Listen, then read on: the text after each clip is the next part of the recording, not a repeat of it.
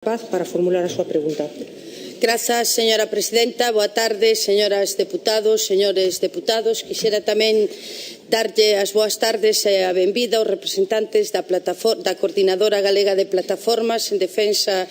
dos emigrantes retornados que hoxe nos acompañan na tribuna do Parlamento. O pasado mes de setembro aprobouse no Pleno do Parlamento por unanimidade unha iniciativa que tiña como finalidade sucintamente instar a Axencia Tributaria e o Goberno do Estado a paralizar os expedientes sancionadores que ten iniciado contra os emigrantes retornados por unha suposta fraude fiscal cometida por estes ao non declararen as pensións devengadas en países estranxeiros, solicitarlle que retirase, polo tanto, as sancións que lle foron impostas e flexibilizar o pagamento tanto do principal como dos intereses que se lle solicitan por parte da Axencia Tributaria. Aquela mesma tarde, a conselleira, ás respostas deste grupo, manifestou que lle tiña remitido dúas misivas, unha ao ministro e outra ao director da Axencia Tributaria para trasladarlle este acordo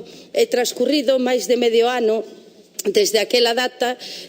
constatamos non só que por parte da Axencia Tributaria e do Ministerio de Facenda non só non se ten rectificado nesa persecución implacable que ten emprendido contra os emigrantes retornados, os que sigue tratando como se fosen auténticos defraudadores cando está máis que constatado que son persoas que non declararon eses ingresos por descoñecemento ou mesmo porque a propia Axencia Tributaria decía que non tiñan por que declarar as pensións procedentes do estranxeiro. Non cambiou tampouco a súa actitude a Axencia Tributaria a pesar de existir diferentes sentenzas do Tribunal Superior de Xustiza de Galiza na que se acredita que a Axencia Tributaria ten que devolver cantidades ingresadas por emigrantes retornados por cobro indebido. Nin tampouco parece cambiar esa actitude e a día de hoxe siguen sendo moitos e moitas as persoas que están recibindo sancións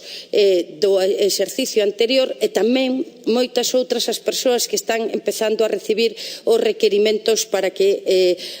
igual que aconteceu o ano pasado. E iso é así a pesar de que nunha recente resolución do Tribunal Económico Administrativo da Coruña se recoñece nunha resolución na que se obriga a Axencia Tributaria a devolver